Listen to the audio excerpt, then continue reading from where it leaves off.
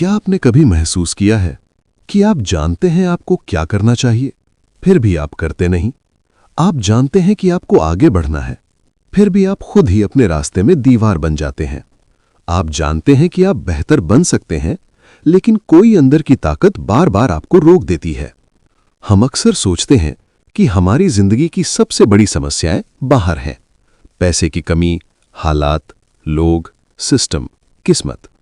लेकिन क्या हो अगर हमारी जिंदगी की सबसे बड़ी रुकावट हम खुद हों? क्या हो अगर वो पहाड़ जिसे हम जिंदगी में पार नहीं कर पा रहे, वो बाहर नहीं बल्कि हमारे अंदर हो? इसी सवाल के जवाब की तलाश में लिखी गई है ये किताब, द माउंटेन इज यू, यानी वो पहाड़ आप ही हैं। ये किताब आपको ये नहीं सिखाती कि जल्दी अमीर कैसे बने, ये आपको ये नहीं सिखाती कि लोगों को कैसे इंप्रेस करें। ये किताब आपको ये सिखाती है कि खुद से कैसे बाहर निकलें, खुद को कैसे समझें और खुद को कैसे बदलें। क्योंकि जब इंसान खुद बदलता है तो उसकी पूरी जिंदगी अपने आप बदलने लगती है। आज की ये ऑडियो बुक समरी सिर्फ एक किताब का सार नहीं है, ये एक आईना है जिसमें आप खुद को देखेंगे, कभी दर्द के साथ, कभी सच के साथ और अंत में आजादी के साथ। क्या आपने कभी गौर किया है कि जिंदगी में अक्सर हमें बाहर से कोई नहीं रोकता, फिर भी हम आगे नहीं बढ़ पाते? कोई हमें मना नहीं करता, फिर भी हम शुरू नहीं करते। कोई हमें गिराता नहीं, फिर भी हम उठते नहीं। तो सवाल ये नहीं है कि कौन हमें रोक रहा है, सवाल ये है हम खुद को क्यों रोक रहे हैं। यहीं से शुरू होती है सेल्फ सैबोटाज की कहानी। सेल्फ सैबोटाज का मतलब ये नहीं है कि आप खुद को नुकसान पहुंचाना चाहते हैं। इसका मतलब है कि आपका एक हिस्सा आपको बचाना चाहता है, लेकिन गलत तरीके से। वो हिस्सा आपको पेन से बचाना चाहता है, वो हिस्सा आपको रिजेक्शन से बचाना चाहता है, वो हिस्सा आपको फेलियर से बचाना चाहता है, लेकिन वही हिस्सा आपको ग्रोथ से भी रोक देता है। जैसे कोई बच्चा जो गिरने के डर से चलना ही छोड़ दे। हमारा दिमाग कैसे हमें रोकता है? हमारा दिमाग दो काम करता है, सरवाइव करना, सेफ रहना। दिमाग का काम आपको हैप्पी बनाना नहीं है, दिमाग का काम आपको जिंदा रखना है। और इसलिए दिमाग हर उस चीज से डरता है जो अननोन है। नई नौकरी, खतरा; नया रिश्ता, खतरा; नई पहचान, खतरा; नई जिंदगी, खतरा। और जैसे ही आप कुछ नया करने की सोचते हैं, आपके अंदर से आवाज आती है, अभी नहीं, कल करेंगे, थोड़ा और सोच लेते हैं, इतना भी जरूरी नहीं है। यही सेल्फ सैबोटाज है। ये आलस नहीं है, ये डर है जो मास्क पहनकर आता है। हम बार बार वही गलत पैटर्न क्यों दोहराते हैं? क्योंकि वो पैटर्न आपको जाना पहचाना लगता है। दर्द भरा रिश्ता, जाना पहचाना; कम पैसे वाली जिंदगी, जाना पहचाना; खुद को छोटा समझना, जाना पहचाना। भले ही ये सब दुख दें, लेकिन ये सेफ लगते हैं, और जो सेफ लगता है वही दिमाग चुनता है, भले ही वो आपको छोटा बनाए। आप वही बनते हैं जो आप खुद को मानते हैं। अगर आप खुद को स्ट्रगल करने वाला इंसान मानते हैं, तो आप संघर्ष वाली जिंदगी ही बनाएंगे। अगर आप खुद को मैं ऐसा ही हूं कहकर डिफाइन करते हैं, तो आप कभी नहीं बदल पाएंगे। क्योंकि चेंज आइडेंटिटी से शुरू होता है, और आइडेंटिटी बदलना सबसे डरावना काम है, क्योंकि तब आप वो नहीं रहते जो आप अब तक थे। यही पहाड़ है, यही द माउंटेन इज यू है। वो पहाड़ बाहर नहीं है, वो आपके डर हैं, वो आपकी आदतें हैं, वो आपकी सोच है, वो आपकी इमोशनल मेमोरीज हैं। और जब तक आप उस पहाड़ को पहचानते नहीं, आप उस पर चढ़ नहीं सकते। इसलिए इस किताब का पहला सबक यही है कि आपकी सबसे बड़ी समस्या आपकी सबसे बड़ी शिक्षक है।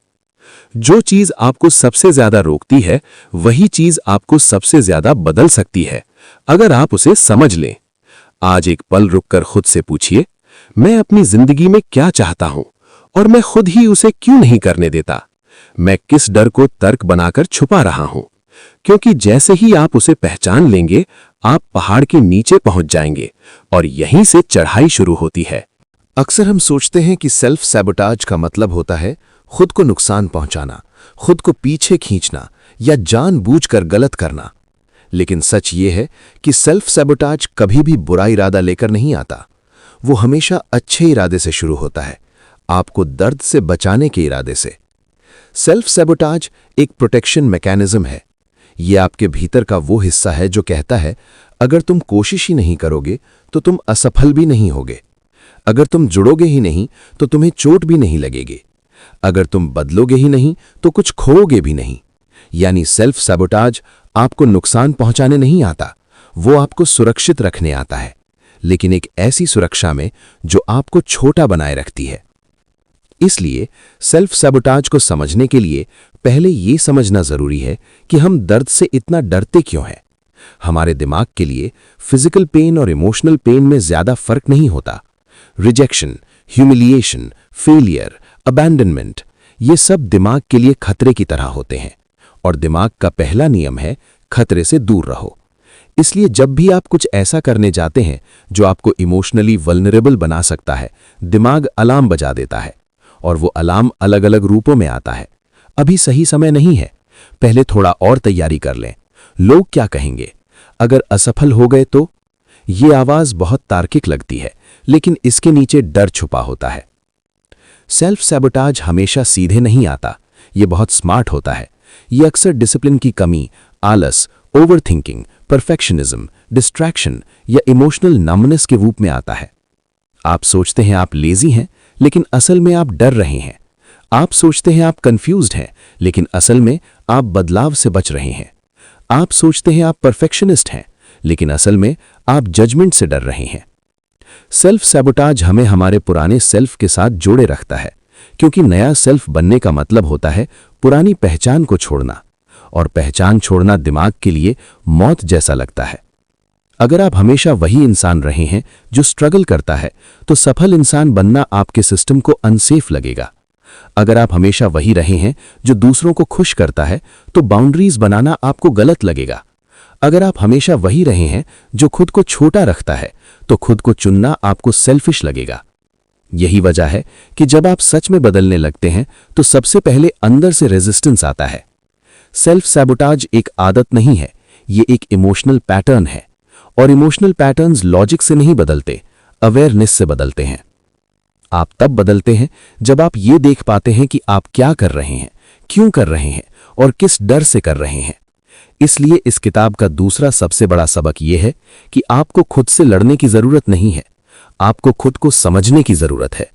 जो हिस्सा आपको रोक रहा है वो आपका दुश्मन नहीं है, वो आपका एक डरा हुआ हिस्सा है जिसे सुरक्षा चाहिए, सजा नहीं। और जैसे ही आप उसे पहचान लेते हैं, वो अपना नियंत्रण खो देता है। रिफ्लेक्शन के लिए एक प्रश्न: मैं किस चीज से बचने के लिए खुद को रोक रहा हूं? किस दर्द से बचने के लिए मैं ग्रोथ छोड़ रहा हूं? क्योंकि जब आप इस सवाल का ईमानदारी से जवाब देने लगते हैं, तभी सेल्फ सैबोटाज से सेल्फ मास्टरी की यात्रा सच में शुरू होती है। इंसान का सबसे बड़ा डर असफलता नहीं है, इंसान का सबसे बड़ा डर है बदलाव। क्योंकि असफलता एक घटना होती है, लेकिन बदलाव पहचान को बदल देता है। जब आप बदलते हैं तो आप सिर्फ अपनी जिंदगी नहीं बदलते, आप वो इंसान बदल देते हैं जो उस जिंदगी को जी रहा है। और यही बात दिमाग को सबसे ज्यादा डराती है। इसलिए दिमाग कंफर्ट जोन बनाता है। कंफर्ट जोन कोई आराम की जगह नहीं है। कंफर्ट जोन वो जगह है जो जानी पहचानी है। वहां दर्द हो सकता है, लेकिन वो जाना हुआ दर्द होता है। वहां दुख हो सकता है, लेकिन वो अनुमानित दुख होता है। और दिमाग अनुमानित दुख को अनजान खुशी से ज्यादा सुरक्षित मानता है। इसलिए लोग गलत रिश्तों में रहते हैं क्योंकि अकेलेपन से डरते हैं, नापसंद नौकरी में रहते हैं क्योंकि अनिश्चितता से डरते हैं, छोटा जीवन जीते हैं क्योंकि बड़े जीवन की जिम्मेदारी से डरते हैं। और वे कहते हैं यही ठीक है, लेकिन असल में वे कहते हैं यही सेफ है। डर हमेशा डर बनकर नहीं आता, वो तर्क बनकर आता है। अभी बच्चे छोटे हैं, अभी पैसे नहीं हैं, अभी समय सही नहीं है। और समय कभी सही नहीं होता, क्योंकि सही समय का मतलब होता है असहज समय। डर और कंफर्ट जोन मिलकर पहचान बनाते हैं। आप अपने आप से कहते हैं मैं ऐसा ही हूं, और वही वाक्य आपकी जेल बन जाता है। मैं इमोशनल हूं, मैं प्रैक्टिकल नहीं हूं, मैं रिस्क नहीं लेता, मैं लीडर टाइप नहीं हूं। आप सोचते हैं आप खुद को समझ रहे हैं, लेकिन आप खुद को सीमित कर रहे हैं। क्योंकि आइडेंटिटी एक कहानी है जो आप रोज अपने बारे में खुद को सुनाते हैं, और जो कहानी आप मान लेते हैं वही आप बन जाते हैं।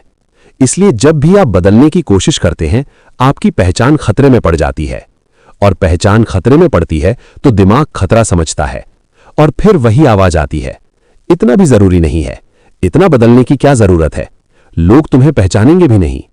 यही वो जगह है जहां ज्यादातर लोग रुक जाते हैं, क्योंकि आगे जाने का मतलब होता है पीछे छोड़ना। पीछे छोड़ना पुरानी आदतें नहीं, पीछे छोड़ना पुरानी सेल्फ इमेज, और यही सबसे कठिन त्याग है। इसलिए इस किताब का तीसरा गहरा सबक यह है, आप जो हैं वो आपकी सच्चाई नहीं है, वो आपकी कंडीशनिंग है। आप जो सोचते हैं कि आप हैं वो आपकी आदत है, और आदत बदली जा सकती है। डर का मतलब यह नहीं कि आप गलत दिशा में जा रहे हैं, डर का मतलब अक्सर यह होता है कि आप सही दिशा में जा रहे हैं, क्योंकि डर वही होता है जहां ग्रोथ होता है।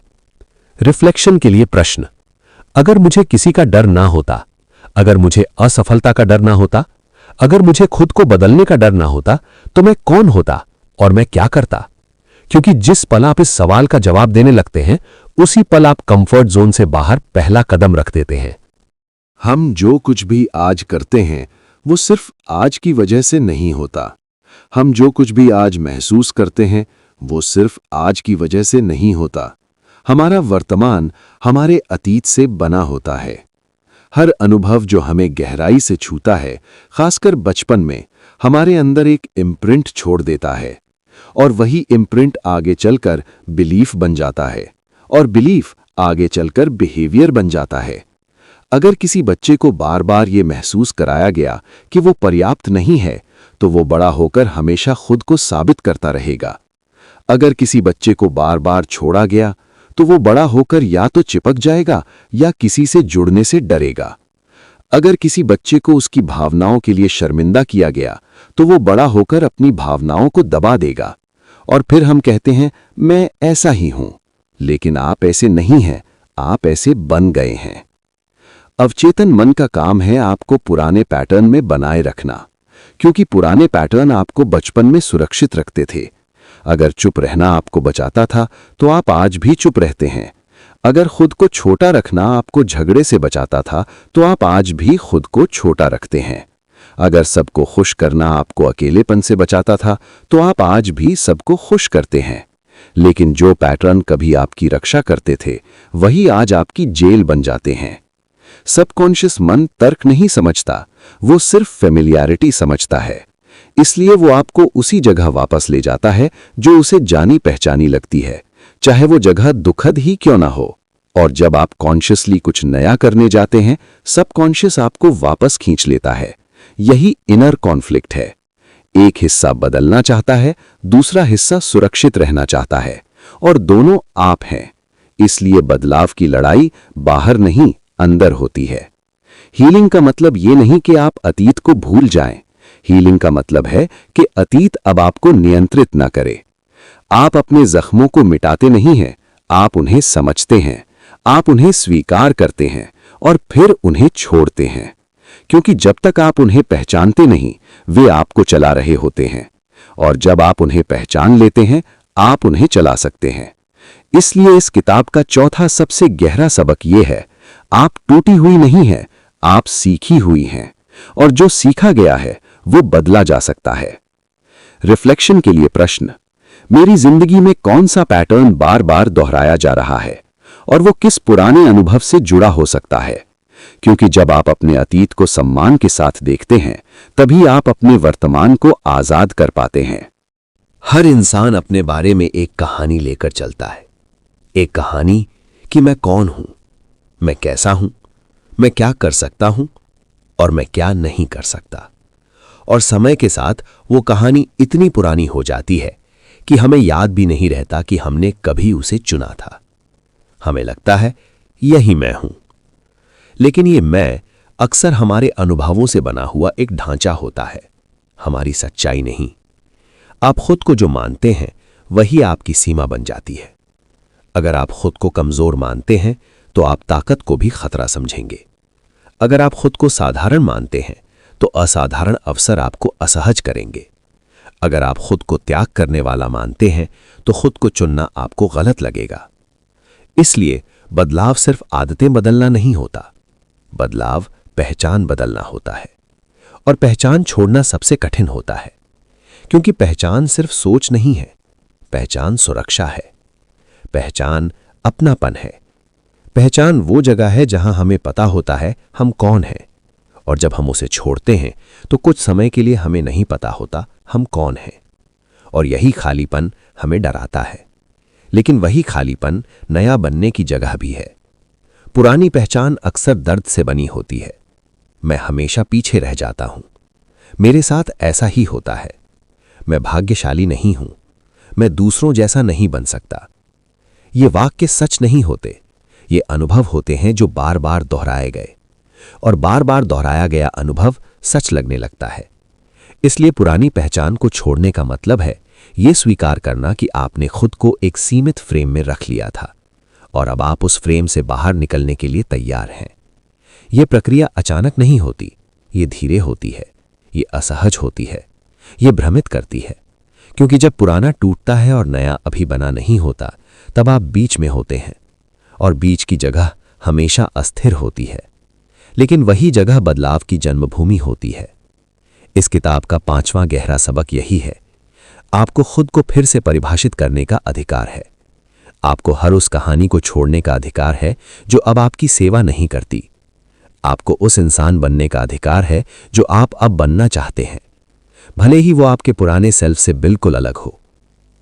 रिफ्लेक्शन के लिए प्रश्न, मैं अपने बारे में कौन सी कहानी बार बार दोहराता हूं, और अगर मैं उसे छोड़ दूं तो मैं कौन हो सकता हूं? क्योंकि जिस दिन आप इस सवाल का उत्तर ईमानदारी से खोजने लगते हैं, उसी दिन आपकी जिंदगी की दिशा बदलने लगती है। ज्यादातर लोग खुद पर इसलिए भरोसा नहीं करते क्योंकि उन्होंने खुद से बहुत बार वादा तोड़ा होता है। उन्होंने कहा कल से शुरू करेंगे और फिर नहीं किया। उन्होंने कहा अब ये रिश्ता छोड़ देंगे और फिर वही दोहराया। उन्होंने कहा इस बार खुद को चुनेंगे और फिर किसी और को खुश कर लिया। धीरे धीरे भीतर एक आवाज बन जाती है कि मुझ पर भरोसा नहीं किया जा सकता, और जब खुद पर भरोसा नहीं रहता तो बाहर भी कुछ सुरक्षित नहीं लगता। सेल्फ ट्रस्ट का मतलब यह नहीं कि आप हर बार सही निर्णय लेंगे। सेल्फ ट्रस्ट का मतलब है कि आप अपने साथ ईमानदार रहेंगे, कि आप जो कहते हैं उसे करने की कोशिश करेंगे, कि आप गिरेंगे तो खुद को छोड़ेंगे नहीं, कि आप डरेंगे तो खुद को नीचा नहीं दिखाएंगे। सेल्फ ट्रस्ट कंसिस्टेंसी से बनता है, इंटेंसिटी से नहीं। छोटे छोटे वादे जो आप खुद से निभाते हैं वही भीतर भरोसा बनाते हैं। जैसे आज मैं टालूंगा नहीं, आज मैं सच बोलूंगा, आज मैं अपनी भावना से नहीं भागूंगा, आज मैं खुद को दंड नहीं दूंगा। जब आप खुद के साथ ऐसा व्यवहार करते हैं जैसे आप अपने सबसे प्रिय इंसान के साथ करते हैं, तब सेल्फ ट्रस्ट बनता है। क्योंकि भरोसा नियंत्रण से नहीं, सुरक्षा से आता है। आप खुद पर तब भरोसा करते हैं जब आपको लगता है कि आप खुद के साथ सुरक्षित हैं, कि आप खुद को छोड़ेंगे नहीं, कि आप खुद को धोखा नहीं देंगे, कि आप खुद को शर्मिंदा नहीं करेंगे। और यही सेल्फ साबोटाज का अंत है। जब आप खुद के दुश्मन नहीं रहते, तब आप खुद के मार्गदर्शक बन जाते हैं। इस किताब का 7वां सबक यही है, आप खुद के साथ जिस तरह पेश आते हैं वही आपकी जिंदगी का आधार बनता है। अगर आप खुद से डरते हैं तो आप खुद को रोकेंगे, अगर आप खुद से लड़ते हैं तो आप खुद को हराएंगे, लेकिन अगर आप खुद से मित्रता करते हैं तो आप खुद को आगे ले जाएंगे। रिफ्लेक्शन के लिए प्रश्न, मैं अपने साथ कैसा व्यवहार करता हूं जब मैं गलती करता हूं, और अगर मैं खुद से मित्र की तरह पेश आऊं तो क्या बदल सकता है? क्योंकि जिस दिन आप खुद को सुरक्षित महसूस कराने लगते हैं, उसी दिन आप सच में आगे बढ़ने लगते हैं। आप जो कुछ भी करते हैं वो किसी न किसी विश्वास से निकलता है। आप जो निर्णय लेते हैं वो किसी न किसी धारणा पर आधारित होता है, और आप जो जीवन जीते हैं वो आपके विश्वासों का परिणाम होता है। विश्वास सच नहीं होते, विश्वास वे विचार होते हैं जिन्हें हमने बहुत बार दोहराया होता है। जब कोई विचार बार बार दोहराया जाता है वो फेमिलियर हो जाता है, और जो फेमिलियर होता है वही सच लगता है। इस तरह हम बिना जाने अपने ही दिमाग में एक प्रोग्राम डाल देते हैं कि दुनिया कैसी है, हम कैसे हैं और हमारे लिए क्या संभव है, और फिर वही प्रोग्राम हमें चला रहा होता है।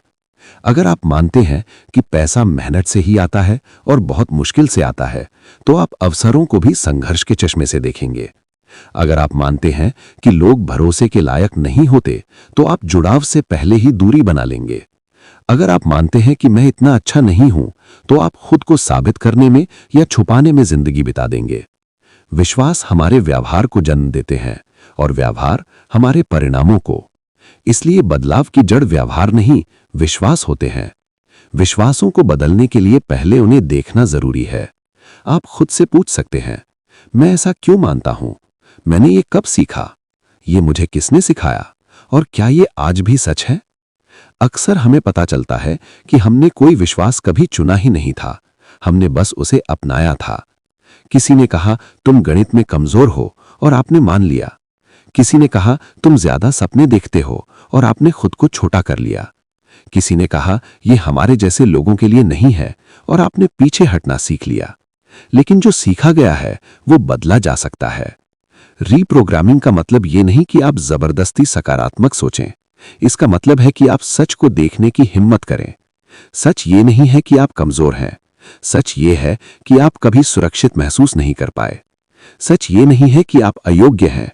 सच ये है कि आपको कभी पूरा समर्थन नहीं मिला। जब आप अपने विश्वास के पीछे के दर्द को पहचानते हैं, विश्वास अपने आप ढीला पड़ने लगता है। फिर आप नए विश्वास चुन सकते हैं, ऐसे विश्वास जो डर से नहीं, समझ से बने हों। मैं सीख सकता हूं, मैं बदल सकता हूं, मैं अपने लिए बेहतर चुन सकता हूं, मैं अपने जीवन की दिशा तय कर सकता हूं। ये वाक्य एफर्मेशन नहीं है, ये परमिशंस है। इस किताब का छठा सबक यही है, आप अपने दिमाग के कैदी नहीं हैं, आप उसके रचनाकार हैं। आप जो सोचते हैं वो आपके हाथ में नहीं हो सकता, लेकिन आप जिस सोच को पकड़कर रखते हैं वो आपके हाथ में है। रिफ्लेक्शन के लिए प्रश्न, मेरी जिंदगी का कौन सा क्षेत्र मेरे पुराने विश्वासों से संचालित हो रहा है, और अगर मैं उन्हें छोड़ दूं तो वह क्या बदल सकता है? क्योंकि जैसे ही आप अपने विश्वास बदलते हैं, आपकी जिंदगी की दिशा बदलने लगती है। अधिकांश लोग अपने जीवन को प्रेरणा पर चलाते हैं। वे कहते हैं मन होगा तब करेंगे, जब जोश आएगा तब शुरू करेंगे, जब सही फील आएगी तब बदलेंगे। लेकिन समस्या यह है कि प्रेरणा मौसम की तरह होती है, कभी आती हैं, कभी चली जाती हैं। और अगर आपका जीवन प्रेरणा पर चलता है तो आपका जीवन अस्थिर रहता है। इसके विपरीत अनुशासन भावना से नहीं, निर्णय से पैदा होता है। अनुशासन का मतलब ये नहीं कि आप खुद को जबरदस्ती करें। अनुशासन का मतलब है कि आप पहले से तय कर लें कि आप क्या करेंगे, भले ही मन हो या ना हो। क्योंकि मन तो हर दिन बदलता है, लेकिन दिशा नहीं बदलनी चाहिए। जब आप रोज वही करते हैं जो जरूरी है, चाहे मन करे या नहीं, तभी असली बदलाव होता है। मोटिवेशन आपको शुरू कराता है, डिसिप्लिन आपको चलाता है। मोटिवेशन आपको सपना दिखाता है, डिसिप्लिन आपको उस सपने तक ले जाता है। और सेल्फ सैबोटाज वहीं खत्म होता है जहां अनुशासन शुरू होता है। क्योंकि सेल्फ सैबोटाज भावना से चलता है और अनुशासन भावना से ऊपर उठकर चलता है। जब आप कहते हैं आज थकान है इसलिए नहीं करेंगे, ये सेल्फ सैबोटाज है। जब आप कहते हैं थकान है फिर भी थोड़ा करेंगे, ये अनुशासन है। और ये थोड़ा ही समय के साथ बहुत बन जाता है। अनुशासन कठोर नहीं होता, वो दयालु होता है। वो कहता है आज भी हम अपने लिए खड़े रहेंगे, आज भी हम अपनी दिशा नहीं छोड़ेंगे। अनुशासन खुद के प्रति सम्मान है। आप ये नहीं करते क्योंकि कोई देख रहा है, आप ये करते हैं क्योंकि आप जानते हैं कि ये आपके लिए सही है। इस किताब का 8वां सबक यही है, आपको अपने जीवन को भावना पर नहीं, मूल्यों पर चलाना है। जब आप अपने मूल्यों के अनुसार चलते हैं, तब आपका मन धीरे धीरे आपके साथ आने लगता है। रिफ्लेक्शन के लिए प्रश्न, मेरे जीवन का कौन सा क्षेत्र सिर्फ प्रेरणा पर चल रहा है, और अगर मैं वहां अनुशासन लाऊं तो क्या बदल सकता है? क्योंकि जब आप अपनी दिशा तय कर लेते हैं, तब आपका मन भी रास्ता ढूंढ लेता है। भावनात्मक मजबूती का मतलब ये नहीं कि आप कुछ महसूस न करें।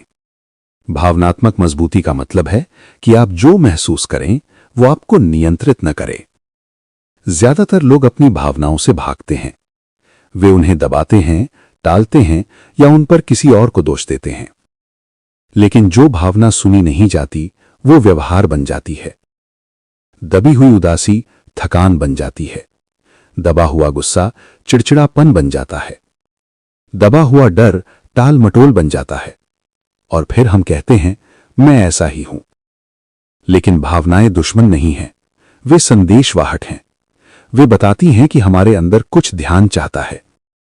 जब आप किसी भावना को महसूस करने देते हैं बिना उसे ठीक करने की कोशिश किए, वो अपना काम करके चली जाती है। लेकिन जब आप उससे लड़ते हैं वो टिक जाती है। भावनात्मक मजबूती का मतलब है कि आप अपने भीतर की हर आवाज को सुन सकते हैं बिना घबराए। आप दुख को महसूस कर सकते हैं बिना टूटे। आप डर को देख सकते हैं बिना पीछे हटे। आप गुस्से को पहचान सकते हैं बिना किसी को चोट पहुंचाए। और यही आत्मनियंत्रण है। इमोशनल स्ट्रेंथ बाहर से नहीं आती, वो भीतर से पैदा होती है जब आप खुद के लिए सुरक्षित बनते हैं, जब आप अपनी भावनाओं को शर्म नहीं मानते, जब आप उन्हें कमजोरी नहीं मानते, जब आप उन्हें समझ की जगह देते हैं। इस किताब का 9वां सबक यही है। आप अपनी भावनाओं के खिलाफ नहीं हैं, आप उनके जिम्मेदार हैं। और जब आप जिम्मेदार बनते हैं तब आप आजाद बनते हैं। रिफ्लेक्शन के लिए प्रश्न: मैं कौन सी भावना से भागता हूं? और अगर मैं उससे रुककर मिल लूं तो क्या बदल सकता है? क्योंकि जिस दिन आप अपनी भावनाओं से दोस्ती कर लेते हैं उसी दिन आप खुद से भी दोस्ती कर लेते हैं। हर इंसान के अंदर 2 स्वरूप होते हैं, एक वो जो आदतों से बना है और एक वो जो संभावनाओं से बना है।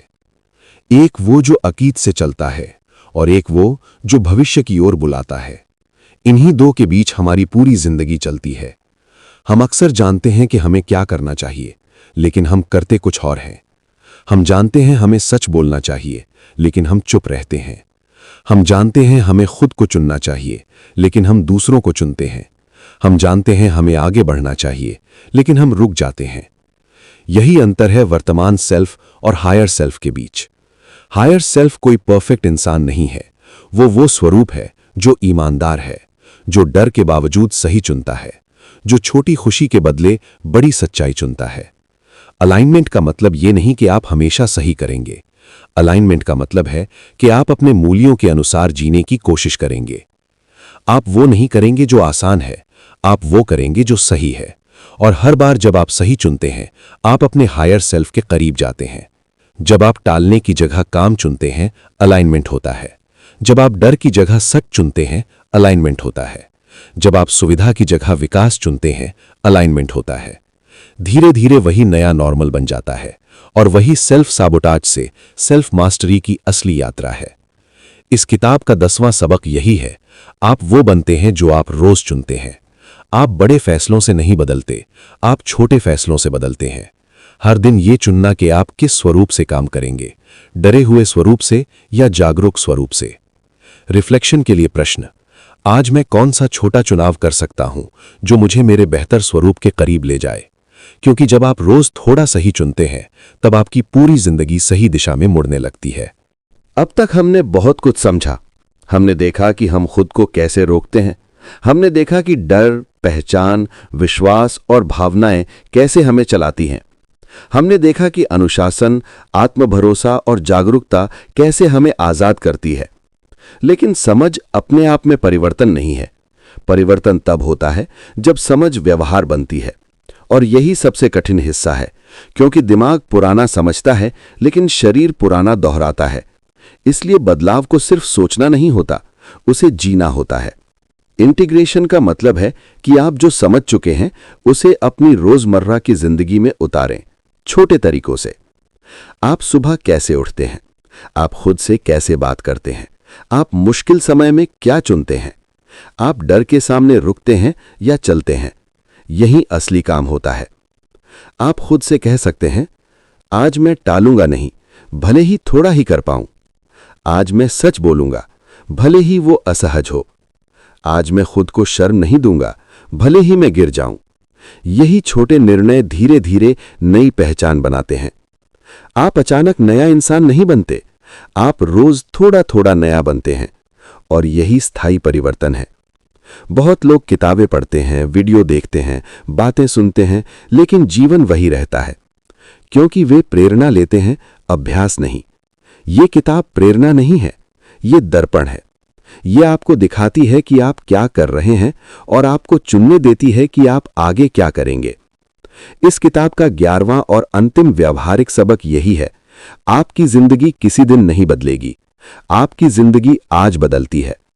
आज आप कैसे बोलते हैं, आज आप क्या टालते हैं, आज आप किसे चुनते हैं, यही आपकी दिशा तय करता है। मेरी जिंदगी में वो कौन सा एक छोटा व्यवहार है जिसे मैं बदल सकता हूं, जो सबसे ज्यादा फर्क लाएगा? क्योंकि जब आप एक चीज बदलते हैं, बाकी चीजें धीरे धीरे उसके साथ बदलने लगती हैं। Final conclusion, the mountain is you. इस पूरी यात्रा में हमने बाहर की दुनिया को नहीं बदला, हमने अंदर की दुनिया को देखा। हमने जाना कि हमारी सबसे बड़ी रुकावट कोई और नहीं, हम खुद हैं। लेकिन हमने ये भी जाना कि हमारी सबसे बड़ी ताकत भी हम ही हैं। हमने देखा कि सेल्फ सैबोटाज कोई दुश्मन नहीं है, वो एक डरा हुआ रक्षक है, एक ऐसा हिस्सा जो हमें दर्द से बचाना चाहता था, लेकिन हमें जीवन से भी बचाता रहा। हमने देखा कि डर, कंफर्ट जोन, पहचान, पुराने विश्वास और अधूरे भावनात्मक अनुभव कैसे हमें सीमित करते हैं। और हमने ये भी देखा कि जागरूकता, ईमानदारी, अनुशासन, आत्मभरोसा और भावनात्मक स्वीकार्यता कैसे हमें मुक्त करते हैं। इस किताब का संदेश सरल है लेकिन गहरा है।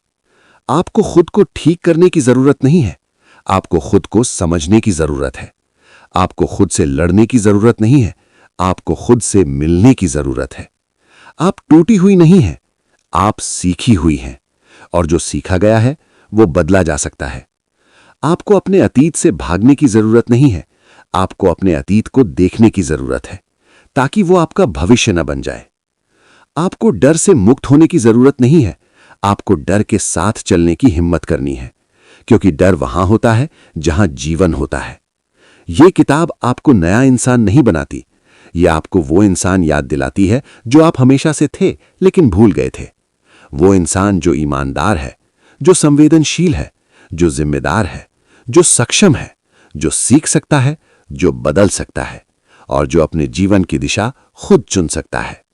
यही सेल्फ मास्टरी है, अपने ऊपर शासन करना, अपने डर से नहीं अपनी समझ से चलना, अपने घावों से नहीं अपनी चेतना से जीना, और यही आजादी है। आप पहाड़ नहीं है जिसे हटाना है, आप पर्वतारोही हैं जिसे चढ़ना है। और जिस दिन आप चढ़ना शुरू करते हैं, उसी दिन आपकी जिंदगी बदलनी शुरू हो जाती है, धीरे, शांत, स्थायी रूप से। अगर ये यात्रा आपको छू गई हो, अगर इसने आपको अपने आप से मिलवाया हो, तो इस किताब ने अपना काम कर दिया है। और अब असली किताब शुरू होती है, आपकी अपनी जिंदगी।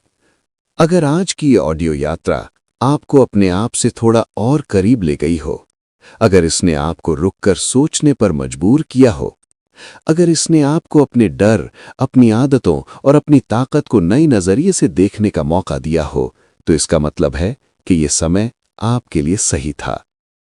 आप अपनी जिंदगी एक दिन में नहीं बदलते, आप उसे हर दिन थोड़ा थोड़ा बदलते हैं। और यही छोटे बदलाव एक दिन बहुत बड़ा फर्क बन जाते हैं।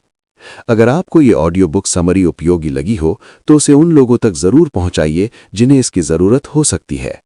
इस वीडियो को लाइक करें, इसे अपने दोस्तों और परिवार के साथ शेयर करें, और ऐसे ही गहरे, सच्चे और जीवन बदलने वाले कंटेंट के लिए हमारे चैनल राइज ऑडियो हिंदी को सब्सक्राइब करना ना भूलें। हम यहाँ सिर्फ किताबें नहीं सुनाते, हम यहाँ सोच बदलते हैं। धन्यवाद इस सफर का हिस्सा बनने के लिए। फिर मिलेंगे एक नई किताब, एक नई सोच और एक नई यात्रा के साथ, यहीं राइज ऑडियो हिंदी पर।